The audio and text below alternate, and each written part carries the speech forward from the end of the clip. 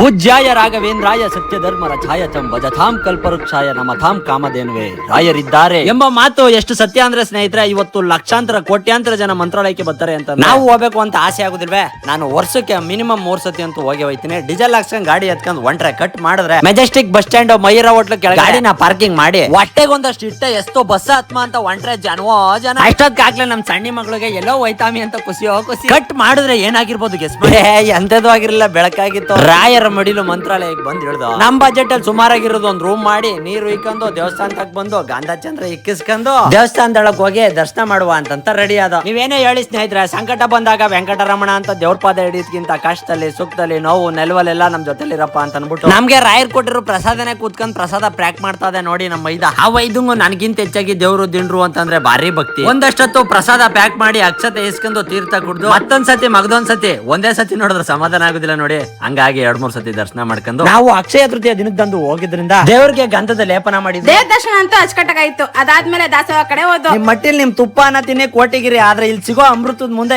ಏನು ಇಲ್ಲ. ಅದೇನೋ ಗೊತ್ತಿಲ್ಲ ಸ್ನೇಹಿತರೆ, ನಾವು ಮಂತ್ರಾಲಯಕ್ಕೆ ಹೋದಾಗೆಲ್ಲ ಏನಾದ್ರು ವಿಶೇಷ ಇದ್ದೇ ಇರ್ತದೆ. ಈ ಚಿತ್ರ ಇಷ್ಟ ಆದ್ರೆ ಭಕ್ತಿಯಿಂದ ರಾಯರಿದ್ದಾರೆ ಅಂತ ಒಂದು ಕಮೆಂಟ್ ಆಗಿ. ಈ ರಾಘವೇಂದ್ರ ಸ್ವಾಮಿ ಚಿತ್ರ ಬಿಡಿಸ್ತವ್ರಿಗೂ ನೋಡ್ತಾ ಇರೋರ್ಗೂ ಭಗವಂತ ಆಯಸ್ಸು ಆರೋಗ್ಯ ಕೊಟ್ಟು ಕಾಪಾಡ್ಲಿ ಅಂತ ಹೇಳಿ ಅಲ್ಲಿಂದ ರೂಮ್ ಬಂದ್ರೆ ನಾನು ಹೆಂಡತಿ ಉಪ್ಪು ಖಾರ ಹಾಕಿ ಮಾವಿನಕಾಯಿ ಕೊಟ್ಟಿದ್ದು ತಿನ್ಕೊಂಡು ಆಟ ಹಿಡ್ಕೊಂಡು ರೈಲ್ವೆ ಸ್ಟೇಷನ್ ಸೀದಾ ಬಂದು ನಾನು ನನ್ನ ಮಗಳು ಹಲ್ಕಿರ್ಕೊಂಡು 2 ಫೋಟೋ ತಕೊಂಡು ರೈಲ್ ಹತ್ತದ. ವಿಡಿಯೋ ಇಷ್ಟ ಆದ್ರೆ ಫಾಲೋ ಮಾಡೋದು ಮರಿಬೇಡಿ ಅಂತ ಕೇಳ್ಕತ್ತಾ ಬರುಮೆ.